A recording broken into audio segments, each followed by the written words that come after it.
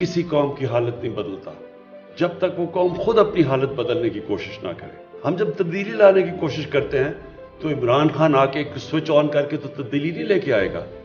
कौम का ज़हन बदलता है। अल्लाह ने कहा हुआ है कि मैं नहीं तुम्हें तब्दील करूंगा जब तक तुम खुद फैसला नहीं करोगे कि हम इस तरह की जिंदगी नहीं गुजारना चाहते, हम अपनी जिंदगी बेहतर करना चाहते हैं। हम भी दुनिया के अंदर एक छाती निकाल के फिरना चाहते हैं कि हम पाकिस्तानी हैं, हरे पासपोर्ट की दुनिया में हम इज्जत चाहते हैं। तो ऐसे तो नहीं इज्जत आती। इज्जत खुददार कौम को मिलती है, सच्ची कौम की इज्जत होती है। मलेशिया और इंडोनेशिया में जब लोगों ने इस्लाम कबूल किया तो वहां कोई मुसलमान फौज तो नहीं गई थी, मुसलमानों ने फतह तो नहीं किया था इंडोनेशिया और मलेशिया। जो मुसलमान ताजरों का कैरेक्टर देखा लोगों ने, उतने मुतासिर हुए कि उससे वो लोग मुसलमान हो गए। सच्चे लोग थे, कैरेक्टर वाले लोग थे, बददियानतदारी नहीं करते थे, अपने लोगों से लोग रिस्पेक्ट करते थे, अमानतदार लोग थे। इसलिए लोग उनको मुतासिर होकर उनकी तरफ आए। तो हम पाकिस्तान में रियलाइज नहीं करते कि अल्लाह ने इस जमीन को क्या क्या नेमतें बख्शी। एक बड़ी ख्वाब थी पाकिस्तान कि हमने बनाना था वही मिसाली इस्लामी फलाई रियासत, और हमारे पास हम किस तरफ निकल गए। और उसका नतीजा सामने है कि जब तक एक कौम वापस उस नजरिए पे नहीं जाती जिसके लिए बनी थी, अल्लाह की बरकत नहीं आने लगी। इब्न खालदून कहता है कि जो जितनी मेरी स्टडी है कुरान की और इस्लाम की, तो अल्लाह ने इंसान को दुनिया में सिर्फ एक वजह से भेजा कि मेरी जमीन पे इंसाफ कायम करो। जब आप इन चोरों और लुटेरों और कातलों के खिलाफ, जब आप इनके खिलाफ खड़े होते हैं तो याद रखिए पॉलिटिक्स से ऊपर चली जाती है बात, या फिर अल्लाह की राय हक पे चल रहे हैं आप, वो रास्ते पे जो आप नमाज में मांगते हैं आप उस रास्ते पे चल रहे हैं। और ये इस वक्त कौम के लिए सबसे इंपॉर्टेंट टाइम। हम इन लोगों को शिकस्त दे गए, पाकिस्तान ऊपर चला जाए इंशाअल्लाह। और अगर हम कामयाब ना हुए तो ये जो जंग लड़नी पड़ेगी ये फिर आपके बच्चों को लड़नी पड़ेगी, क्योंकि जंग ये लड़नी पड़ेगी कभी ना कभी इन चोरों के साथ। तो वो मुश्किल होती जाएगी मुल्क के लिए। आपके बच्चों के इस मुल्क के मुस्तकबिल की हकीकी आजादी की जंग है। ये पॉलिटिक्स नहीं, ये जहाद है। मुल्क की आजादी के लिए जदोजहद करना जहाद है। ये जो वक्त है, नौजवानों याद रखो, हमारा मुल्क बदल रहा है। जो इस मुल्क में तब्दीली आ रही है कोई ताकत नहीं रोक सकती। इंशाअल्लाह जो मर्जी कर ले, अमेरिका बैठ के वहां से जो मर्जी करे, अमेरिका तुम्हारे से बड़ी सुपर पावर ऊपर है अल्लाह।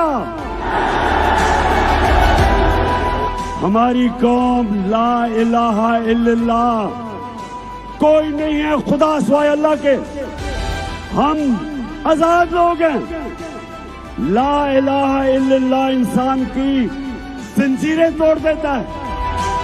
ला इलाहा इल्लल्लाह एक छोटे से इंसान को एक बड़ा इंसान बना देता है। ला इलाहा इल्लल्लाह एक बाल का शाहीन बना देता है, उसकी परवाज शुरू हो जाती है, एक बड़ा इंसान बन जाता है। मैंने दो टाइप खिलाड़ी देखे। एक खिलाड़ी होता था जिसमें बहुत टैलेंट था, और वो जब टीम में आते थे, जब उनको कामयाबी मिलती थी वो उधर ही रह जाते थे, क्योंकि मैंने रियलाइज किया कि उनकी एस्पिरेशंस इससे ज्यादा थी नहीं। जो मैंने अपनी जिंदगी में, अपनी ये जो 10 सालों में प्लेयर्स को कामयाब होते देखा और परफॉर्म करते देखा, वो हमेशा वो खिलाड़ी थे जिनमें टैलेंट भी इतना ज्यादा नहीं होता, लेकिन उनकी एस्पिरेशंस बहुत ज्यादा होती। वो अपने आप को पुश करते थे, वो कॉन्स्टेंटली इनोवेट कर रहे होते थे, यानी नई नई चीजें सोच रहे होते थे, और हमेशा वो खिलाड़ी आगे निकल जाते।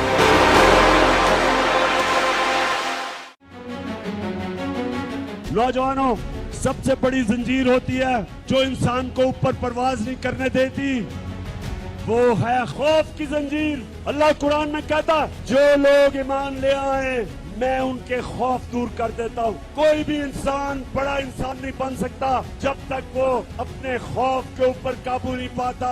कोई जनरल बड़ा जनरल नहीं बन सकता जब तक वो मौत का डर खत्म नहीं करता। कोई बिजनेसमैन बड़ा बिजनेसमैन नहीं बन सकता जब तक उसको नुकसान से खौफ खत्म ना हो। एक बैट्समैन अच्छा बैट्समैन नहीं बन सकता जब तक वो तेज बॉलर से अपना खौफ नहीं दूर करता। बॉलर बड़ा बॉलर नहीं बन सकता जिसको जब मार पड़ती है तो वो जब डर जाता है। मेरे पाकिस्तानियों, वो कौम बड़ी कौम नहीं बन सकती जब तक वो अपनी खौफ की जंजीरें नहीं तोड़ती। तो मैं जब आपको बुलाऊंगा इस्लामाबाद, अपनी खौफ की जंजीरें तोड़ के आना मेरे साथ। मेरा घर बन रहा था तो बड़ी देर, 20 साल की बात है, तो बड़ी गर्मी थी दोपहर में, जुलाई का महीना था और एक मजदूर बाकी भी काम कर रहे थे। एक मजदूर मैं देखा दूर से, तो वो उसकी कमीज पसीना पसीना हुई थी, बाकी रेस्ट करते थे, पानी पीते थे, वो मुसलसल काम करता गया। मैंने जब काम खत्म हुआ उसके बाद मैंने उसके पास आया, मैंने कहा देखो, उसको मैंने कोई पैसे दिए, मैंने कहा मैं बड़ा आज मुतासर हुआ हूँ कि तुम्हारी जिस तरह तुमने काम किया। उसने मेरे पैसे पकड़ लिए, उसने वापस कर दिए। कहता है जिसके लिए मैं मजदूरी कर रहा हूं उसके पैसे मुझे मिलते हैं, इसके लिए मैंने काम नहीं किया। अब हुआ क्या, उस आदमी था मजदूर, मेरे दिल में उसकी इज्जत किधर से किधर चली गई। क्योंकि जो एक इंसान में गैरत होती है ना, दुनिया उसकी इज्जत करती है। कहने का मेरा मकसद ये है कि हम ही अपने आप को जलील कर रहे हैं। बेगर्स आर नॉट चूजर्स, क्योंकि हम मकरूज हैं, हमें गुलामी करनी पड़ेगी। ये एक जो अचकन सुलभा के बैठा हुआ है, वो जब ऐसी बात करता है, मुझे बताओ कि कौम किधर रह जाती है। जब हमारा वो जो पहले 3 दफा वजीर आजम, वो जाके जब प्रेसिडेंट ओबामा के सामने पर्चियां लेके बैठ के बात करता है, तो सोचेंगे कि कौम क्या समझती है, वो अपनी उसकी सेल्फ एस्टीम किधर जाती है, उसकी इज्जत नफ्स किधर जाती है। तो देखें, हम उस लीडर के साथ, हम नबी सल्लल्लाहु अलैहि वसल्लम, जिन्होंने हमें दुनिया की तारीख में कभी इस तरह का कोई लीडर नहीं आया। और मैं इसलिए अपनी कौम को, नौजवानों को सीरत नबी पर पढ़ाना चाहता हूँ।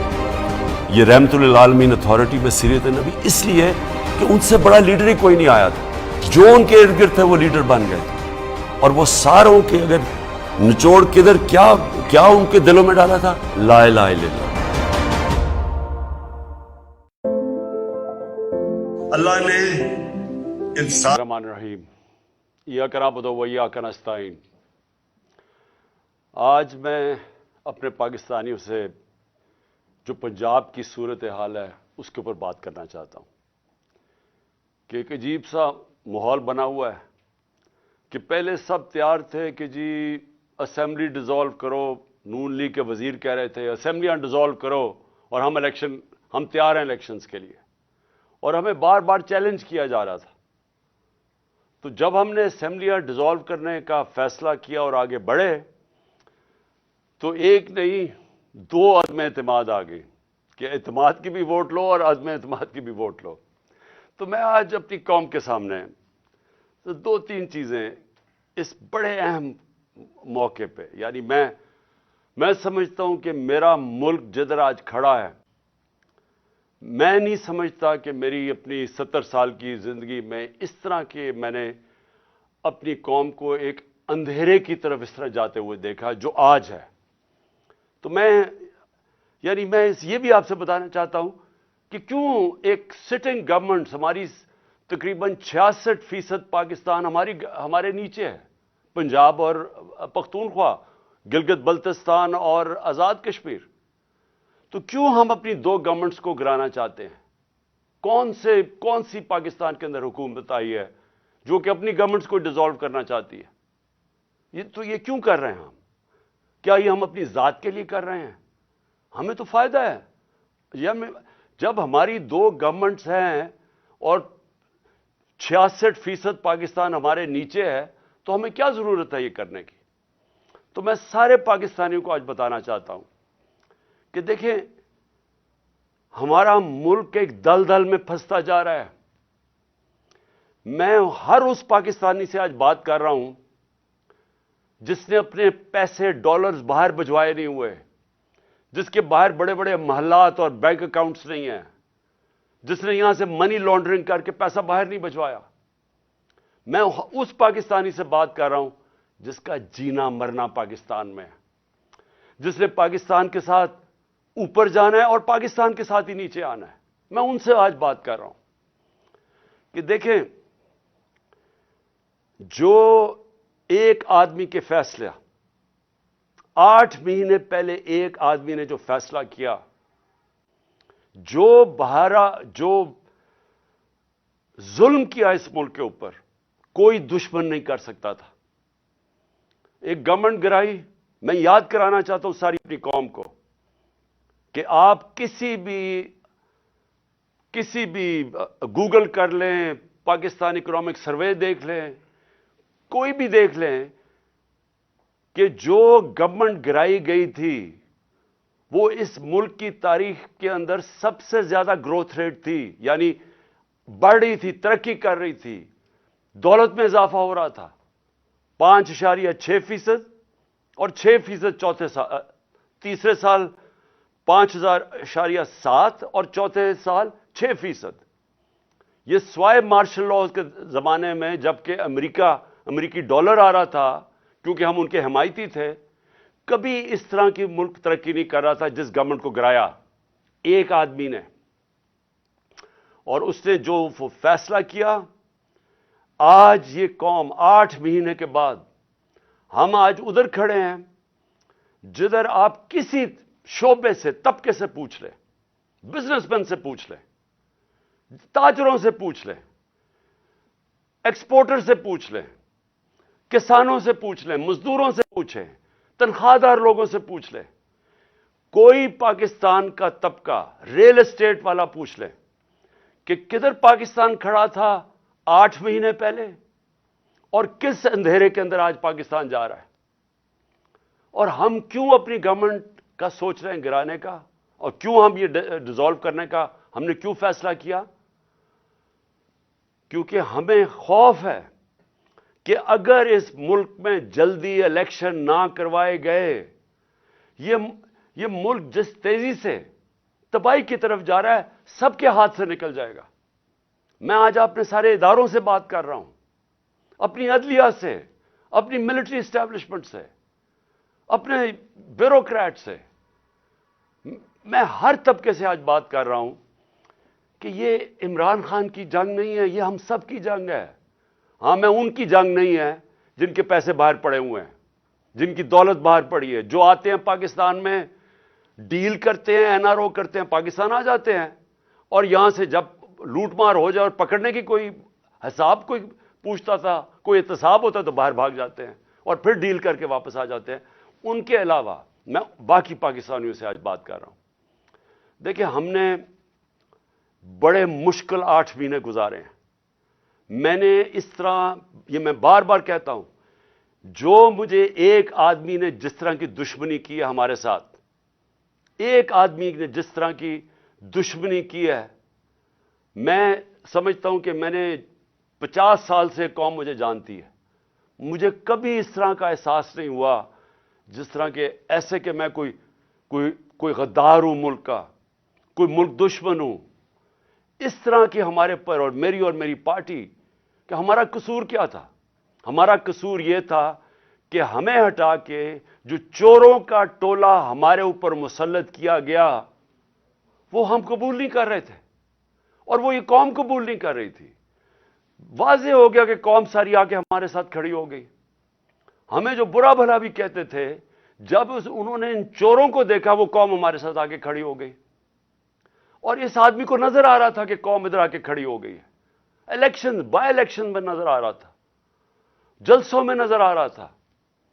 جب کبھی پاکستان کی قوم اس طرح خود نہیں سڑکوں پہ نکلی جو اس باری ان 8 مہینے میں نکلی ہے، اور بار بار نکلتی گئی. ایک پیغام دے رہی تھی، ساری قوم ایک پیغام دے رہی تھی کہ ہم ان چوروں کے ٹولے کو ہم نہیں قبول کرتے، یہ امپورٹڈ حکومت نامنظور ہے. ساری قوم پیغام دے رہی تھی، اور قوم یہ بھی کہہ رہی تھی کہ دیکھیں ایک ہی طریقہ اس میں سے نکلنے کا الیکشنز کرواؤ. سروے کے مطابق 70% پاکستانیوں نے آج 70% پاکستانی کہتے ہیں کہ ملک کا مسائل کا حل الیکشنز ہے, صاف اور شفاف الیکشنز. لیکن ایک آدمی, اور وہ کون تھا جس کو ارشد شریف شہید کہتا تھا, وہ کون تھا؟ وہ ایک آدمی وہ فیصلہ کر بیٹھا تھا کہ جناب میں نے اس پارٹی کو ختم کرنا ہے, عمران خان کو ختم کرنا ہے, ڈسکوالیفائی کسی طرح کرنا ہے, کیسز کرنے ہیں, میری پارٹی کے اوپر کیسز کرنے ہیں, میرے لوگوں کے اوپر. جو شہباز گل سے کیا گیا, جو اعظم سواتی سے کیا گیا, جو جمیل فاروقی, جو ارشد شریف جیسے لوگ, جو یہ سمجھتے تھے کہ ہماری حمایتی ہیں یا وہ ہمارے لیے لکھ رہے ہیں یا ہمارے لیے بول رہے ہیں, ان سب پہ تشدد کیا گیا. سوشل میڈیا کے لوگوں کے اوپر جو کیا گیا, ظلم کیا گیا. اور پھر مجھے آخر میں پلان بنایا گیا کہ مجھے راستے سے ہٹایا جائے. جب پتا چلا کہ کوئی کیس بھی کام نہیں کر رہا, الیکشنز دھاندلی کے باوجود بھی ہم جیت رہے ہیں, تو پھر فیصلہ کیا گیا کہ مجھے مار کے راستے سے ہٹایا جائے.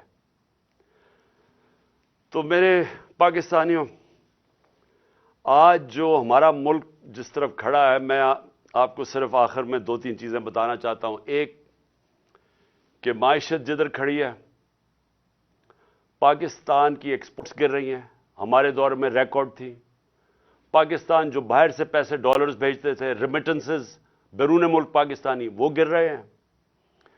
پاکستان کی جو ٹیکس کلیکشن ہے وہ کم ہوتی جا رہی ہے, جو ریکارڈ تھی ہمارے دور میں. پاکستان کی انڈسٹری, اور انڈسٹری اٹھانا اتنے سالوں کے بعد ہماری انڈسٹری اوپر آ رہی تھی, اور یہ کرونا کے باوجود انڈسٹری اوپر آ رہی تھی. اصل تو نوکریاں انڈسٹری دیتی ہے, اصل تو ایک قوم کی دولت کے اندر اضافہ انڈسٹریز دیتی ہیں. اصل ہماری جو ایکسپورٹس بڑی ہیں وہ ٹیکسٹائل انڈسٹری کی وجہ سے بڑی ہے. تو ہماری انڈسٹری بڑھ رہی تھی. آج ہماری انڈسٹری زیرو سے نیچے چلی گئی ہے. آج فیکٹریاں بند ہو رہی ہیں, آج مزدور بے روزگار ہو رہے ہیں. آج جب آپ کی ایکسپورٹس اور ریمیٹنسز جب گرنی شروع ہوتی ہیں تو ڈالر کم آ رہے ہیں, لیکن ڈالر کے قرضے بڑھتے جا رہے ہیں. اور آج ہمارے پاس خوف ہے کہ ہماری اب قرضوں کی قسطیں ادا کرنے کے لیے ہمارے پاس ڈالر نہیں ہے. آج ایل سیز نہیں کھل رہی, امپورٹس روکی ہوئی ہیں, اور آگے کوئی روشنی نہیں نظر آ رہی. آگے کسی طبقے کو کوئی روشنی نہیں نظر آ رہی. امید ختم ہو گئی ہے پاکستان میں. 7.5 لاکھ پاکستانی ملک چھوڑ کے چلے گئے ہیں پچھلے چند مہینے میں. جبل علی کے مینیجر بتا رہے تھے کہ 7 مہینے میں جو پاکستانیوں نے انویسٹمنٹ کی ہے جبل علی کی انڈسٹریل اسٹیٹ میں, وہ 10 سال میں نہیں کی. لوگوں کو امید ختم ہو رہی ہے پاکستان میں, اور یہ سب سے خطرناک چیز ہے. ایک جب قوم میں امید ختم ہو جائے تو وہ پھر پھٹتی ہے قوم. اور یہ کیونکہ سارے تو نہیں باہر جا سکتے. تو مجھے جو اس وقت, میں اپنی ساری جو پھر سے میں بات کرتا ہوں, میں سارے اداروں سے بات کر رہا ہوں, ہر طبقے سے بات کر رہا ہوں, مجھے جو اس وقت کہنا ہے وہ یہ کہ دیکھیں, آج ایک چیز نہیں ہے جو پاکستان کی ان 8 مہینوں میں بہتر ہوئی, جو ایک آدمی کا فیصلہ تھا. ایک چیز بہتر نہیں ہوئی. آج ذرا دیکھیں دہشت گردی, پاکستان میں دہشت گردی دیکھیں. ہمارے جب دور میں تقریباً دہشت گردی کنٹرول ہو گئی تھی. ہم نے باڑ لگا دی تھی افغانستان میں جو ادھر سے دہشت گردی ہوتی تھی. پھر جب گورنمنٹ بدلی تو ہماری نئی حکومت سے سب سے بہترین تعلقات تھے افغانستان میں. آپ کو پتہ ہے کہ جتنی ایویکویشن جو افغانستان سے ہوئی وہ پاکستان نے, کیونکہ ہمارے تعلقات اچھے تھے, ہم نے ہماری وجہ سے کئی لاکھوں لوگ افغانستان سے ایویکویٹ ہو کے گئے. مجھے دنیا کے بڑے بڑے پرائم منسٹرز نے, یورپین پرائم منسٹرز نے, کینیڈین پرائم منسٹرز نے میرا شکریہ ادا کیا کہ ہم نے پاکستان نے ان کی مدد کی افغانستان سے لوگ نکالنے کے لیے. ہم وہ گورنمنٹ تھی جو سب سے قریب تھے افغانستان سے، جو موقع ہمیں ملا کہ جو افغانستان سے دہشت گردی آتی تھی، کیونکہ اب ایک ایسی حکومت آگے جس سے ہمارے تعلقات اچھے ہیں، ہم روک سکتے تھے۔ آج کیا ہے؟ آج دہشت گردی جو بڑھتی جا رہی ہے، پہلے ملاکنڈ کے اندر، وزیرستان کے بارڈر ایریاز پہ، پھر یہ جو بنو میں ہوا ہے، اور میں آج اپنی ساری قوم کی طرف سے زرار کمپنی کے کمانڈوز کو سلام پیش کرتا ہوں کہ آپ نے اپنی جان کی پرواہ نہیں کی ہماری حفاظت کرنے کے لیے۔ لیکن میں سوال یہ پوچھتا ہوں کہ کدھر ہے ہماری فارن پالیسی؟ جو فارن منسٹر بنایا گیا ہے وہ اب تک $2.25 ارب خرچ کر چکے اپنے دوروں پہ۔ مجھے بتایا اس کا پاکستان کو کیا فائدہ ہوا؟ $2.25 ارب خرچ کر چکے اور ابھی تک افغانستان نہیں گیا۔ ہمیں تو سب سے زیادہ ضرورت ہے کہ ہمارے افغانستان سے تعلقات ٹھیک ہوں، تاکہ یہ جو اب مسئلے مسائل آ رہے ہیں، ہماری دہشت گردی ہے، جتنے ہمارے اچھے تعلقات ہوں گے اتنی بہتر چانس ہے کہ ہم دہشت گردی کے اوپر قابو پا لیں۔ لیکن ہم تصویریں دیکھ رہے ہیں کہ اربوں روپیہ ہم نے جو خرچ کر کے باڑ بنائی تھی، جو فینس بنایا تھا بارڈر کے اوپر، وہ توڑا جا رہا ہے۔ تصویریں آ رہی ہیں کہ وہ باڑ ہی اکھیڑی جا رہی ہے۔ تو کدھر ہے ہماری فارن پالیسی؟ اور دوسری چیز، میں یہ سوال پوچھنا چاہتا ہوں کہ آج ہمارے پاکستانیوں کو سب سے بڑا مسئلہ کیا ہے؟ کیا ہے سب سے بڑا مسئلہ؟ ایک دفعہ ہماری تحریک چلی تھی، تحریک پاکستان، ملک کو آزاد کرنے کے لیے۔ پھر ایک دفعہ اور ایک عوام کھڑی ہوئی تھی روٹی کپڑا مکان پہ، کہ عوام کا پہلی دفعہ کسی نے نام لیا تھا کہ ہاں عوام کے بھی مسئلے مسائل ہیں، نہیں تو امیر امیر ہوتا جا رہا تھا، تو یہ خوف تھا کہ عام لوگوں کے پاس فرق بڑھتا جا رہا ہے امیر غریب میں۔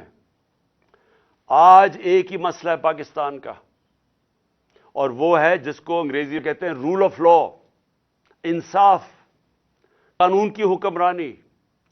یہ جنگ جب تک ہم اب یہ جنگ نہیں لڑیں گے، اور میں اپنی ساری قوم کو کہہ رہا ہوں، جب تک ہم یہ جنگ نہیں لڑیں گے، ہمارے ملک کا اب کوئی مستقبل نہیں ہے۔ اللہ نے ہمارے اوپر ایک چیلنج دے دیا ہے کہ اگر تمہیں پاکستانیوں اپنے آپ کو بچانا ہے تو انصاف قائم کرو۔ اور انصاف کیا ہے؟ انصاف کا مطلب یہ ہے کہ قانون کے اوپر کوئی نہیں ہے۔ میں جو بار بار حدیث آپ کو بتاتا ہوں، نبی صلی اللہ علیہ وسلم نے تقریباً 1500 سال پہلے کہہ دیا تھا کہ طاقتور اگر چوری کرے اور اسے نہ پکڑو اور کمزور کو جیل میں ڈالو، چور کو، وہ قوم تباہ ہو جاتی ہے۔ ہم تباہی کی طرف جا رہے ہیں اگر ہم اس ملک میں انصاف نہیں قائم کرتے۔ آپ کے سامنے اعظم سواتی ہے، کس چیز کے اوپر اس کو سزا مل رہی ہے؟ کہ کیا اس نے کہا کہ جنرل باجوہ نے NRO2 دیا ہے؟ کیا اس کے اوپر سزا مل رہی ہے ایک سینیٹر کو کہ اس کو ظلم کیا؟ اس کو جو یعنی کوئی تصور کر سکتا ہے کہ ایک 75 سالہ آدمی، ایک معتبر، ایک شہری جس نے باہر پیسے بنا کے پاکستان آیا ہے، اپنی انویسٹمنٹ کی ہے، اس سے جس طرح انہوں نے مارا بچوں کے پوتوں کے سامنے، اور پھر اس کو جو ننگا کیا، پھر اس کی بیوی کے سامنے گندی ویڈیو ڈالی، ہمیں یعنی میں سوچتا ہوں کہ اللہ ہم کتنا اور گریں گے۔ یہ جس ایک آدمی نے فیصلہ کیا ان چوروں کو مسلط کرنے کا، ہمارے سے یہ چور ہضم کروانے میں ہم کتنا اور نیچے گریں گے۔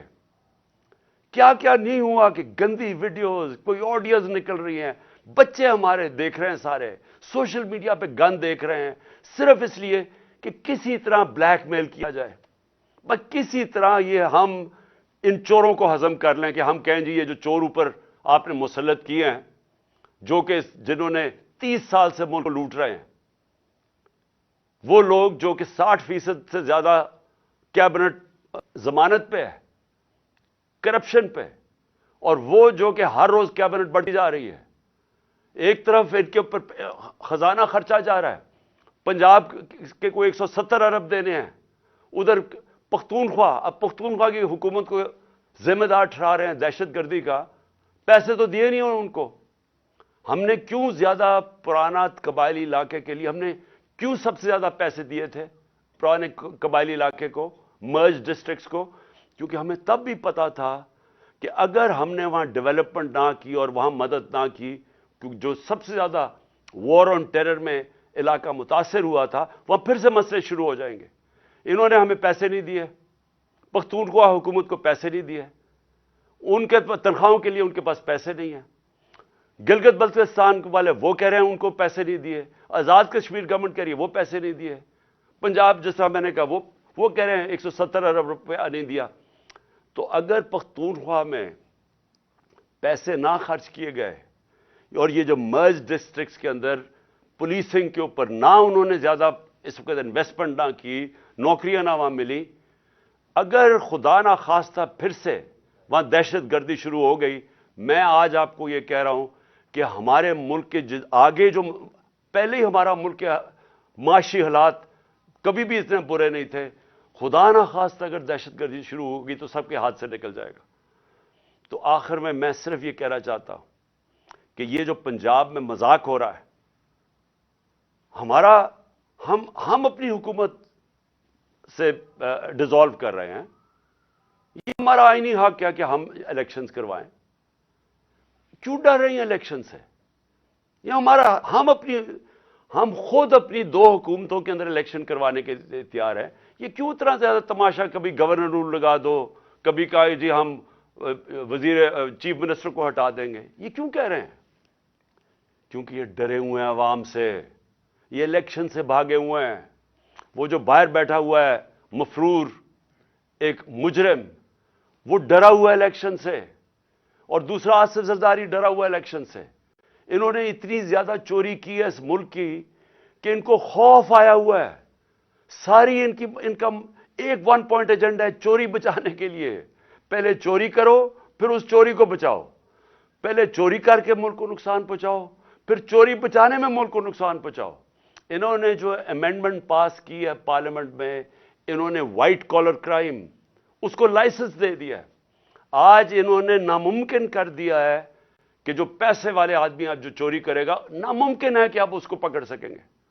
نیب کے قوانین انہوں نے ایسے بنا دیے ہیں کہ انہوں نے لائسنس دے دیا چوری کے لیے, اپنے آپ کو بچانے کے لیے ملک کا بیڑا غرق کیا انہوں نے.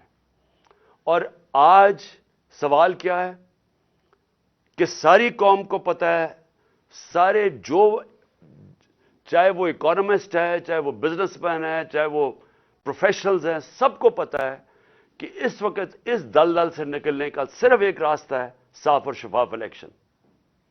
لیکن یہ جو 2 چور ہیں اور ان کے ساتھی جو ہیں, یہ الیکشن نہیں ہونے دیں گے.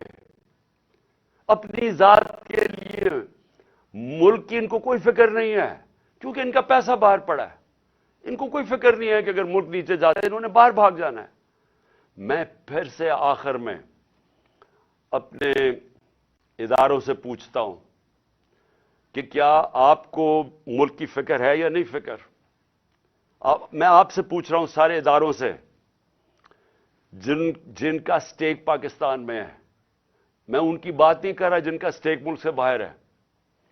جن کا سٹیک آج پاکستان میں ہے, میں آپ سب سے سوال پوچھ رہا ہوں کہ کیا آپ کو آج فکر کرنی چاہیے یا نہیں کہ ہمارا ملک تیزی سے جا رہا ہے, وہ ادھر پہنچ جائے گا جدھر خدا نہ خواستہ ہم سب کے ہاتھ سے نکل جائے گا.